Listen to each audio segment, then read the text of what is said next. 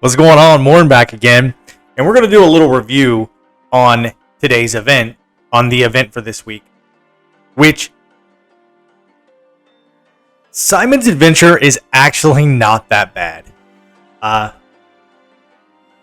whole point is every 5 die that you use, you collect these things. I believe that it's travel logs, and you get 200 every 5 dice you use. But along the way, Simon's Adventure, you'll see random things. For instance, the 2 swords is a battle.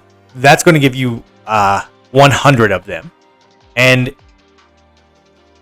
as will the, if you see the paper on there, the actual travelogue emblem, it's 200.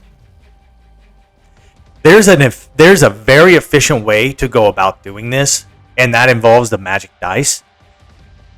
What I did was I would use my normal dice to go through unless I saw a magic dice on the path. Then I would use a magic dice to go to the magic dice because I'm going to automatically progress to those points, and I'm using one and getting one. So it really helps me. It helps to increase the number that I'm using. The other thing that you want to go for are the acorns. The acorn is pretty cool.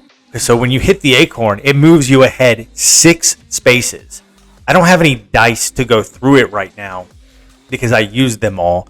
So with just the dailies, and I bought one $30 pack, I was able to accumulate 6,000 travel logs. That enabled me to, you see, the pack I bought. I don't think I need to buy any more. I think I'll be able to get the second ore also without any further purchasing. And I took the Starlight Shadow Ore, which is amazing. We'll review the items and how you should be taking them, assuming you can get any of the items, in my opinion. So let's look at the packs real quick. The daily, you have 3 daily packs. They're going to be around for 7 days. The first one is a $30 pack. You get 5,000 diamonds, gems, currency, 50 normal die, and 10 magic die.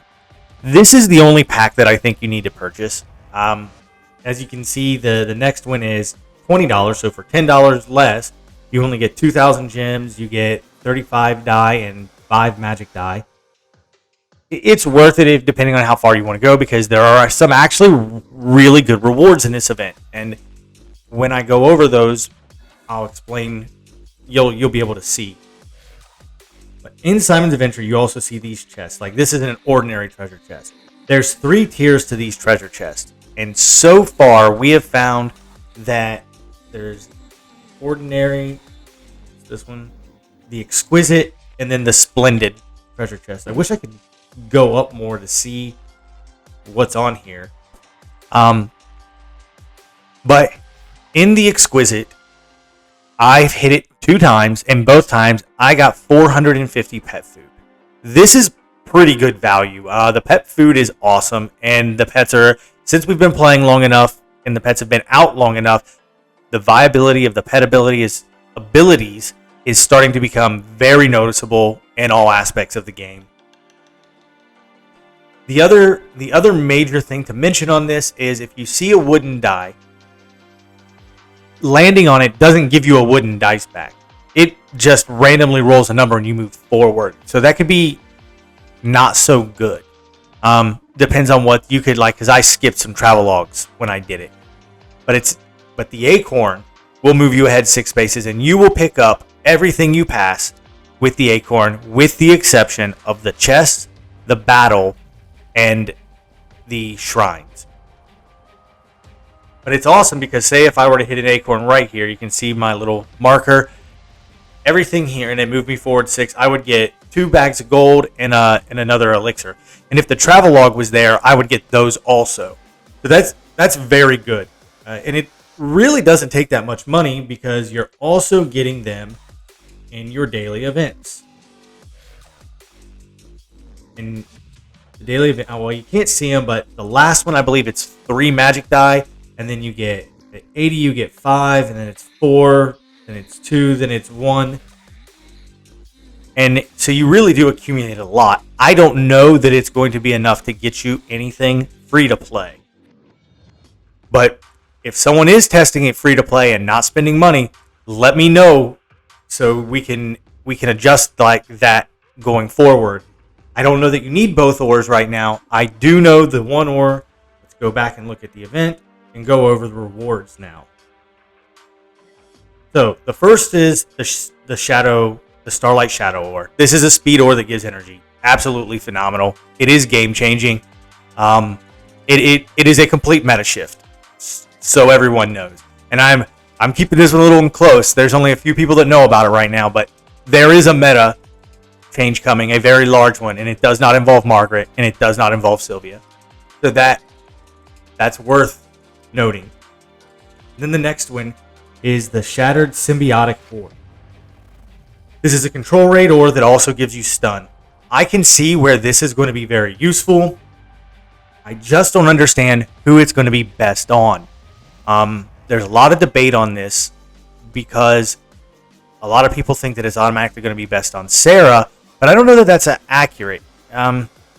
It may be okay on Sarah since they just recently changed the rule on silence that passives will still proc if you're silenced. So this may be good to move to Sarah, but I kind of feel that it would work well on Randall. Once I get it, I'll be able to test a little more and see. Randall is not going to be as good as my Sarah because Sarah, I almost have a max artifact on Sarah. Each of those ores costs 5,000 of the event currency. So you could basically $60 and you can get them both right away. It's not bad. I mean, consider like artifact. You could go to other games that don't provide artifacts for free.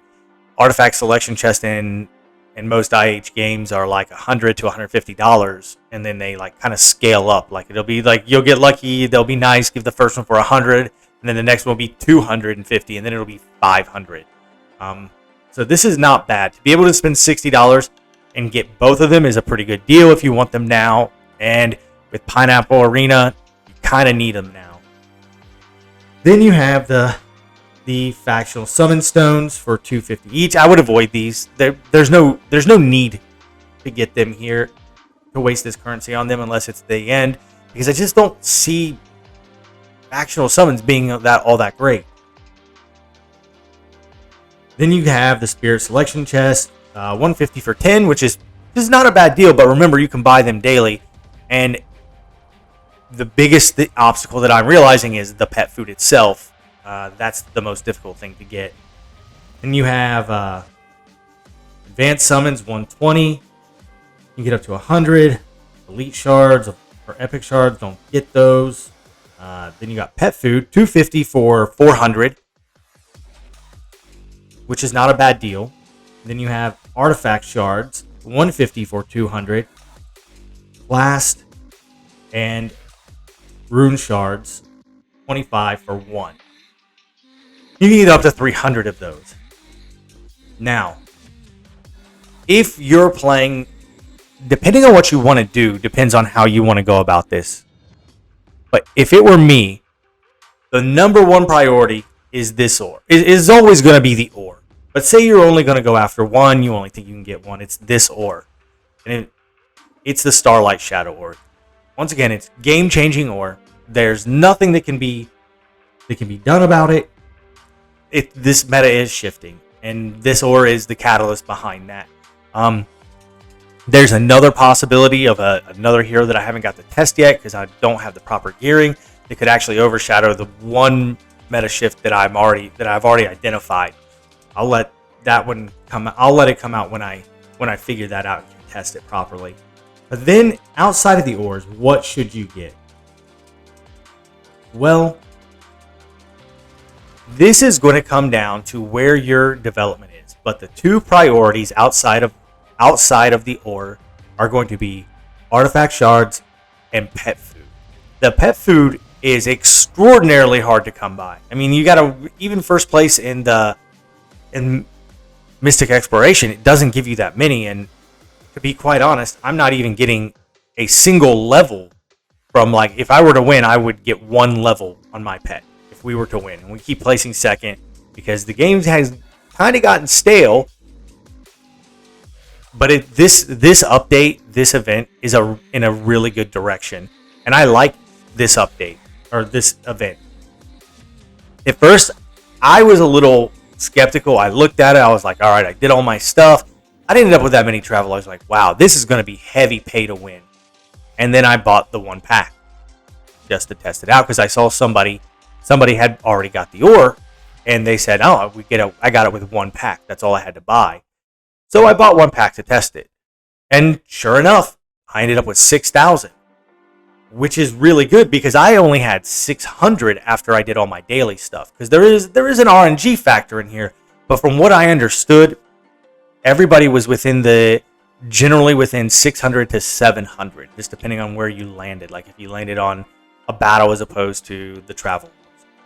So it is RNG dependent, but if you figure it 6 times 7, you're going to be short on it. But if you got 700, you would actually also be short, actually. But who knows? Maybe you won't be short. You can always wait till the last day, because now you know that 1 pack will definitely get you 5,000. This is in general though, this is a really good event. This is a breath of fresh air. It's not new to DH Games. There's an Imps Adventure going on Idle Heroes, so it's the same. But this event is good for this game, and this game needs something like this because it's got 2 resources that they didn't have in the last event. Well, did have pet food, but we really need artifact shards. Like me, I'm probably going to go for artifact shards for if I don't get both ores, or even if I spend hereafter, because we're getting to the point now where we need to upgrade all our artifacts to at least level 30, and it's really level 40 is where you want to be, and it gets very, very expensive. You need 89,000 artifact shards to max out an artifact. That's a lot, and even with this, you're only getting 20,000, so you're only getting a quarter of the way there. So to reiterate, sorry, I'm rambling a little bit. After the ores, you want to go for the artifact shards, then the pet food. And then the rest doesn't really matter. And if you have any left, then I would go for advanced summons. Advanced summons. And that's pretty much where I would stop. You don't need class. I'm pretty sure everybody, unless you're just very new to the game, has an abundance of class. Like I leveled up the new artifact, and I still have 1,000 of the colored class, and God knows how much of the other. Actually, let's find out real quick. Let's check the old backpack.